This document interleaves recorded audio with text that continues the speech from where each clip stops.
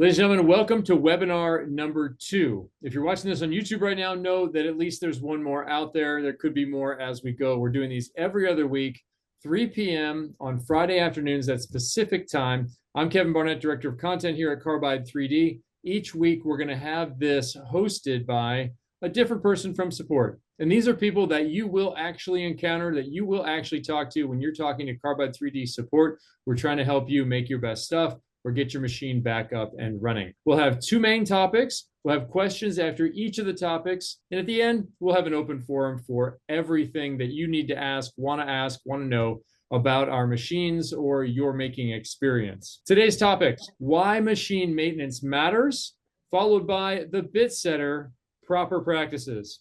And today's host, in addition to being a valuable member of the Carbide 3D support team, is a guitarist and lead vocalist fronting the Modern Color. He and his bandmates just got off a recent tour, and now he's ready to help you with your machine. He's an all-around great guy, super conscientious. We love him around here. We know you're going to enjoy him here on this pod. Fleming, Valenzuela. Thank you for the intro. I appreciate it. That's a big shoes to fill in there. But yes, today I really want to go over some things that are pretty common that we run into in the support queue, which basically boils down to maintenance of any of our machines, really. So why do we want to maintain the machine in this way? A big thing that we're trying to do is make sure that all of our bearings that need to be lubricated are, that all of our belts are nice and tight, that our V-wheels are tensioned properly, that each carriage is able to move along each rail without any problems. Because that's, number one. If we're losing steps or we have any drift, our projects are not going to come out as smooth or crisp. So a big deal about that is kind of understanding the machine assembly and where problems can hide. Each machine has a couple basics. You have rails, you have carriages, and you have a system to move all those carriages. One thing that I brought that's probably pretty familiar to you if you have a Shapeoko 3, 4 Pro is the handy dandy XZ assembly. So again, when we're looking for accuracy on our machine, a big deal here is making sure that the machine is stepping properly. If we have a loose pulley or we have any connection to this system that is loose or has any kind of discrepancy, we're gonna have a problem. So I feel like the Shapeoko Pro and the 4 are pretty popular and pretty common. So I'm gonna go ahead and use those as an example for a lot of this. But let's say we're having a problem in the x-axis. A big thing down in understanding understanding troubleshooting for your machine comes down to thinking about the machine in terms of where are the weak points or where are the points where things may have a problem, and it's pretty basic. You have motors, you have cabling, and then you have the control board that handles all the electronics. So when I like to start troubleshooting a potential motor issue or a potential issue with your limit switches, it becomes a little daunting when you have all these extension cables and it's hard to figure out what's what. So first and foremost, something that I think is really handy will be isolating these parts as best as you can to go directly into the board. So again, this is just the best way to figure out quickly, is our control board an issue or is this something a bit more physical? So just to kind of quickly go over this, what I just did over here was you have an X motor. Let's take this on the back of your XZ assembly, on the back of your Z axis. This is what's driving your whole carriage left and right. On the Y axis, you have these same motors that kind of face each other. All 3 of these motors have extension cables that bring you down to the control board. And again, there could be a problem in one of the extensions. There could be a problem with the controller. You could have a problem with the motor. It's hard to really dig into exactly where, unless we start to take pieces out and test them individually.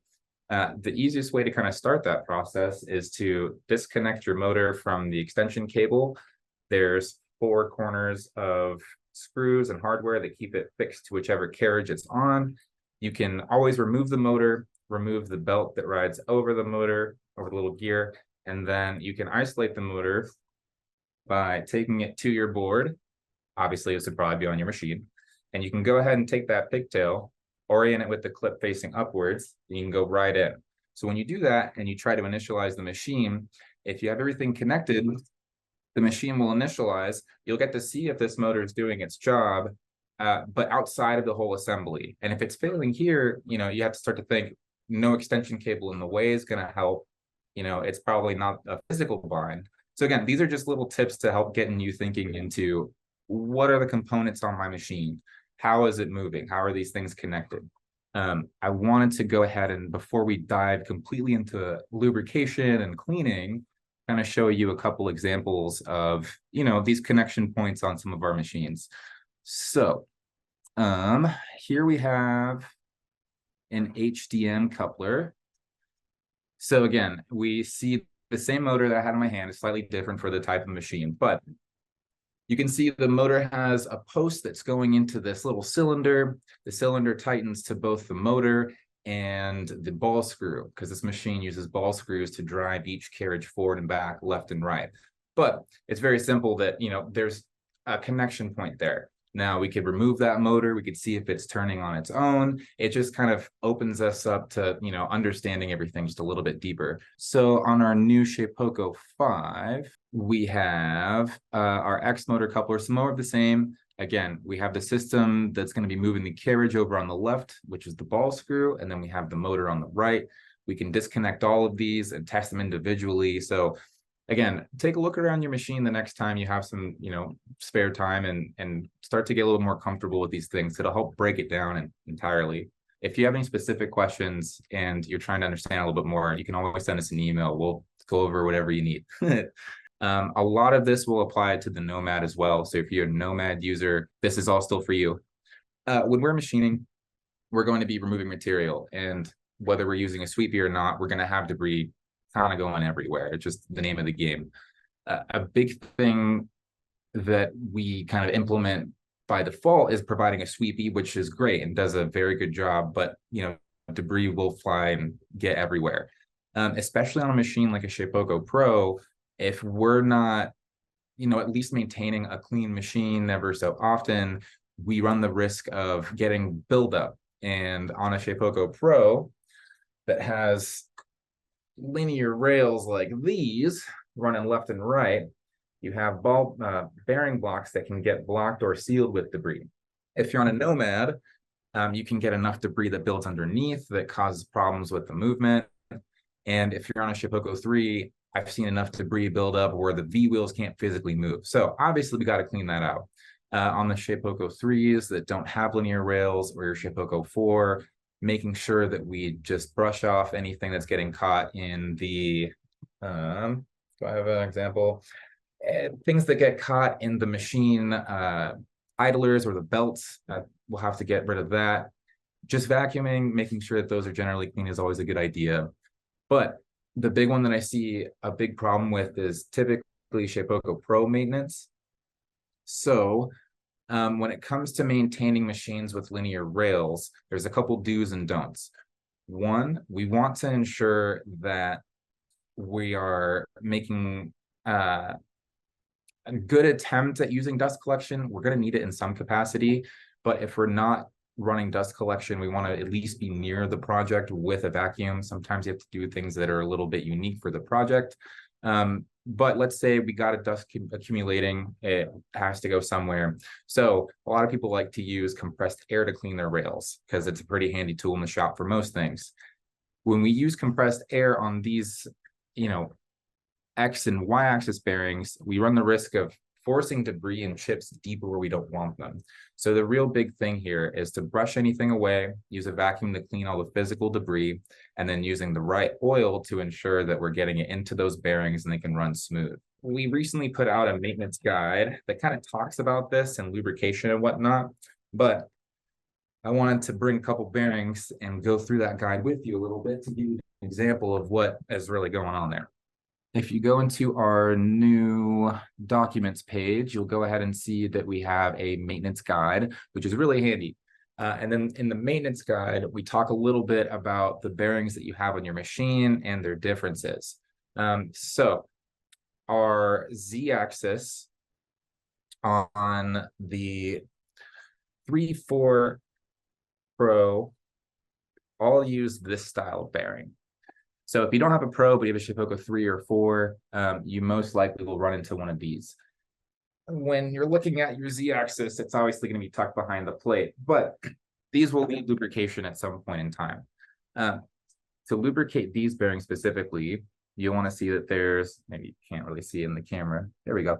There's a tiny screw hole in the middle. Now that's for the oil port. What you're going to want to do is unscrew that and then use either a syringe or a little pipette to actually get the oil inside the bearing. Once you then put things back together and jog the machine around, it will go ahead and redistribute that pretty evenly, so you should be good to go. Another good thing to do is, let's say you run into a situation where you have never done lubrication, your Shapeoko Pro is totally stuck and won't move one way or another. What I like to do in that case is remove the motor, I'll remove the belt, and I'll physically try to slide it back and forth. If it's still stuck in place, I'll go ahead and add a little bit of oil on either side of the carriage in the linear rail, which I'll go over in a sec, and physically move it left or right. So if you're just performing some basic maintenance every other week, you can probably jog it through just fine. If you need to do rehabilitation of these bearings, then you might need to get in there and really give it a good working. However, I have yet to see a pair of bearings that have not been brought back from the dead if they are super, blocked. Again, a lot of this is geared towards the Shapeoko Pro, just because I see this so often. But here we have essentially your Shapeoko Pro's Z-axis minus the Z-axis. And those little red circles on the screen are showing you where you can add a bit of mobile backdraft. So these carriages use a different style of bearing, which is a little bit slimmer, a little bit more low profile. And as you can tell, get out of here. There are no oil ports that are really sealed. And what this means is that when we're looking at this little photo here, we can actually put oil into the crevices of the tops of the linear rails, and then we can physically slide the carriage back and forth through it to work in all of that oil. We do have these oils on our website and maintenance kits, so you can buy them directly from us. And we also provide a couple of those little pipettes, so it makes it a little easier. So yeah, machine maintenance is super important. Lubrication is super important. Here's that bearing. I don't know if it was showing my screen or not, but you can tell it has a little bit more of an opening than the other. But yeah, I've seen, total nightmares come back to life with just a little bit of TLC. And again, a little bit of oil and, after you've done a bunch of troubleshooting with the electronics, may bring your machine back to life. You may still be running into an issue. Don't hesitate to let us know, because we'll be happy to dig into all the weird stuff with you and support. What kind of regular schedule should you put this on? How dependent is it machine-wise? How dependent is it on weather? What are the variables there in terms of how often I should be thinking about maintenance on the machine? Oh, sure. So if you're on a machine like a Shapeoko Pro, especially that is more susceptible to blockage by debris, I would take it a little bit more seriously and do this about every 2 weeks. If you're using your machine often enough, then you'll be able to kind of babysit it every single day, at least keeping it clean with debris and chips and whatnot. But for a good oiling, every 2 weeks would be a good schedule, just to kind of get in the habit of it. When it comes to your Z-axis, because these are sealed, it's a little bit less likely for you to need to oil it constantly. So again, your mileage may vary. If things sound like dry, like they're crinkling together when the Z is moving up or down, go ahead and open those ports and just add a little bit of oil. It won't hurt. Tool steel will rust if given the right conditions. It is the way of life. But it's not anything to be afraid of. I also kind of ran into this recently on my Pro. I haven't used it in a little while, been on tour, as Kevin said, and I noticed some dark spots along the rails. It's just a little bit of rust, but when the bearings do come into contact with it, they will collide because it's physical, so it will cause a little bit of bumpiness. What you can do is use like a scouring pad or some light fine steel wool. You can scrub off the rust that's built up, and then you can take a little bit of the Vactra that we sell. You can put it on a clean rag and just wipe the rail down to make sure that it's nice and oiled. The oil from that point on, if done correctly and often, should also provide a little layer of protection against rust. So hopefully the rust is only a one-time deal if you start to get into that schedule. And I think for steel wool, we're talking about like 4/0. Finest of fine. And again, that's why a scouring pad probably works a little bit better. But if you have it, feel free to use it. So don't go scrubbing. It should come off with a little bit of time. TLC, tender love and care. With that, I guess Fleming will move to the Bitsetter. Absolutely. Have here. It can be deceivingly straightforward. I like that opening one. Well, Kevin stole the best line I wrote today. Sorry about that. The Bitsetter, like I said, can be deceivingly straightforward. When you install your Bitsetter, I see a lot of misconceptions of how it's used. And I feel like after you kind of use it a few times, it starts to make a bit more sense. What does the Bitsetter do?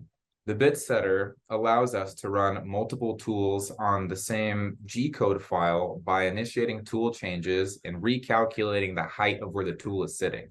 Super handy. Once you kind of understand and start to use the Bitsetter, you probably will never not use it again.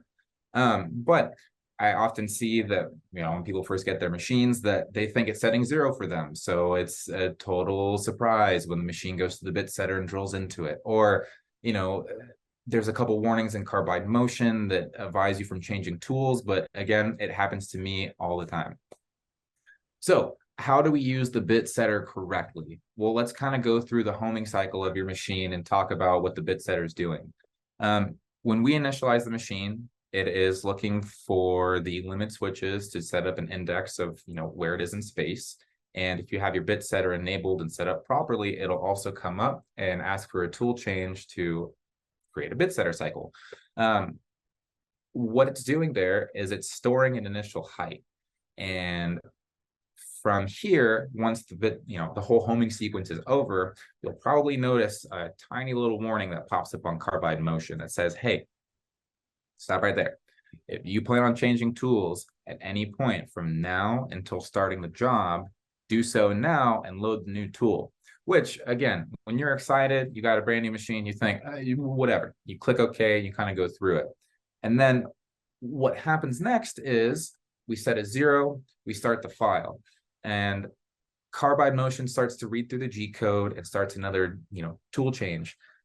Runs over, checks the Bitsetter one more time, and then your project starts. So what can happen is if we don't tell the software between homing and the same, Bitsetter cycle that starts the job, that we have physically changed the height of the tool, problems ensue. Now, what normally looks like, if there's a tool change, you go to start your job, it plunges on the Bitsetter, comes back, and either you plunge directly into the material or you're just hovering above it. It's kind of telling us that, okay, the physical height was different than when we were homing. Again, a weird one to wrap your head around, but there's a couple things that we can do while we're kind of getting started and learning that make this a bit easier. The one thing that I couldn't recommend enough would be, as you're starting out, excited to use the Bitsetter, before you even turn the machine on, go ahead and install the first tool of your job. What that's going to do is it's going to allow you the mental freedom of not having to do a tool change or consider what the first tool of the job is. And it lets you home, set 0, and start the job with complete, clarity of the tool, right? There's no change whatsoever. That's option 1. And honestly, I still do that to this day. I feel like it's really easy. If I have to end a job and start an entirely different file, I just power cycle the machine, put the new tool in. Again, it's really easy to kind of develop this workflow and kind of move on with it. Let's see. Now, what happens when we change tools, but we don't necessarily want to start over? Totally fine. What you can do is, let's say we've set our zeros with a 201. We have the 201 installed in the router when we were homing. We go to set zeros. That's all taken care of, but we are now about to run the job and we think, oh man, this starts with 102. I need an 1/8 inch end mill in there. When you're looking at Carbide Motion, there's load new file, start job, and load new tool. Load new tool is going to help us realign that height that was initially taken during the homing sequence with the current height of the tool in the router. So what we can do is load new tool. It'll look like another Bitsetter cycle. Come over, touch off, come back. And then another really handy thing that I think is really good to develop in your workflow is just going to check to see if your zeros are at the same point you'd expect them to be. You can do this by going into the jog menu and just, jogging all the way over to where you set your zero and making sure the position on the left side of Carbide motion is reading 000 when you're in the same area. There's also a couple functions in Carbide motion that make that a little easier. So what you can do is you can click on rapid position and you'll see your normal points of, everywhere you can rapid. And then on the right, you have a couple green buttons, one of which is rapid to current XY. The next is rapid to Z plus 6 millimeter. So that'll take you back to the last known XY zero, and it'll take you to the last Z zero, 6 millimeters above where you'd previously set it. And that just kind of helps with, I'm not going to jam a tool if my Z is off terribly or anything like that. So again, a lot of double checking is never a bad idea. Measure twice, cut once. Same thing applies here. You can measure 400 times like myself just to be safe. Never hurts. Another thing that, I see people run into issues with, and a lot of it kind of comes into play with using both the bit zero and the bit setter. So after kind of taking in everything about the bit setter, let's add another wrench in it, the bit zero. So the bit zero is super handy. You can put it on the corner of, a nice square piece of stock, and you can get the XYZ zero in one go, or you can set it on top of the stock to get a nice Z zero, or, you can use those independently. But a lot of the times we provide, these probing pins, which are handy. But there's a tool change that needs to happen between the probe pin and an end mill for your job. So again, this is where the load new tool function comes into play and is really handy. So yeah, that load new tool button right there in dead center is going to be so helpful. At any point, if you need to, double check your Z0 because you've changed the tool a couple times from when you set zero before you start the job, you can always use this function to initiate a bit setter cycle. And go ahead and probe the bit setter again, and then, double check our Z height. So Kevin, if you don't mind resuming for me or exiting out. So what I kind of want to do is show them the helpfulness of checking your zeros before you start an actual job. So what we can do is we'll click on jog, and now wait just here. So this is exactly what I was kind of mentioning. This is just a sanity check. So if you need to change a tool, go ahead and install that tool that you actually need to have in the router or spindle now and measure it, because it'll just save you some trouble down the line. Anyways, go ahead and click continue. So we'll click on rapid position. This is, again, you have all of your standard points around the machine that gets you in the general areas. But what I'm focused on over here is the right. So that top button, if you click that, it'll go ahead and rapid the X and Y to the last known work zero that we set. So if you're checking this before a job, it'll go ahead and rapid it right back to the zero that you had just set. Obviously, if it's off, then you can do that again, reinitialize, whatever. But so the button underneath that, rapid to current Z plus 6 millimeter, is going to go ahead and bring the Z 6 mil above the workpiece. Again, if something is egregiously off, go ahead and change it, reset your Z zeros. But this is just a good, sanity check, just to double check if everything is where you expect it to be. I do this every single time I run a job, and I don't think I'll ever stop. So just want to leave that with you because it'll be very helpful in the future. Yeah, long story short, it's easy to complicate our workflow. And I feel like, that's one of the biggest blunders as you're kind of getting started. So if I could, suggest one thing, install the first tool of your job before you even consider turning the machine on. And I promise you, this will make things a lot easier moving forward if you're using Bitsetter or if you're using Bit Zero. Yeah, if you're using Bit Zero and you need to do tool changes, use the measure tool, but we can always guide you if you have any trouble and it's just not making sense. So again, worst case scenario, let us know in support and we'll be here to help you. First and foremost, we need to know who you are. and we need to know where the machine came from just for our own records and what machine you're working with. So we're going to ask you if you have an order number, if you have an email that you use to order your machine, and just some photos of the machine and photos of the control board, because we've had different versions over the years. You may have installed a sneaky little laser on there. We need to know the full picture of what's going on before we can dig into things with you. Oh, good question. So if you're using stock thinner than the bit 0, most likely I would not use the corner probing for all 3 axes. It's going to need to sit in that groove in the corner, and if it's pushed up, I can't imagine, you know, it would be as accurate as expected to. So what I like to do is either set X and Y by hand, or you could do the X and Y probing, you know, only inside the circle. And then you can set your bit 0 flat on the stock, move the cutter close to the open hole in the bottom left, and then probe right next to the hole. So it can be done, but you won't be able to most likely do it in the same all 3, you know, axes at once. Let's say you're on your Shapeoko 4 or Pro, and you're looking at your controller. You have your bit 0, and then you have your Bitsetter connections right here. Both of those essentially give the control board the same exact signal. So if you're pushing down your Bitsetter button, Carbide motion sees probe. If you touch your little ground magnet to the top of the bit 0, it also shows probe. So long story short, let's say we go to initialize. The machine is ready to go do a Bitsetter cycle. It drops down just an inch and it fails. Double check that your bit 0 isn't flipped over in a drawer on top of the magnet, also showing that same signal. Happens to all of us, happens to me still somehow. But yeah, making a little cubby for the magnet for storage is handy. Some people make a little sock with like electrical tape to just stick over it. Whatever works for you, excellent.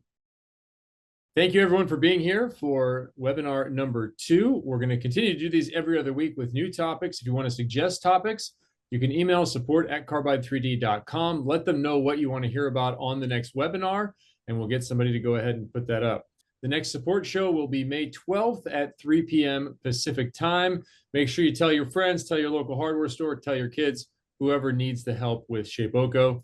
And thanks, Fleming, for being here and hosting this episode. We'll see you in 2 weeks, everybody. Thanks a lot.